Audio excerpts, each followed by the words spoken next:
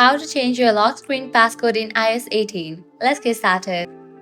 If you are looking to update your lock screen passcode in iOS 18, you are in the right place. Today, I'll walk you through the steps to change it quickly and easily.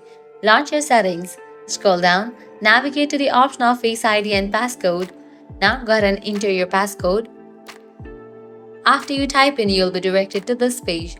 Now scrolling down, you'll find this option of Change Passcode. Click on it.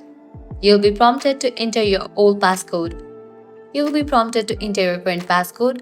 After you type in that, now you can generate a new passcode for your account. Just go ahead and type in. Verify your new passcode, re-enter it.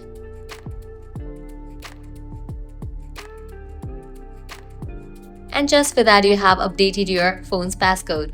So this way you can easily change your lock screen passcode in iOS 18. This was really simple and quick process.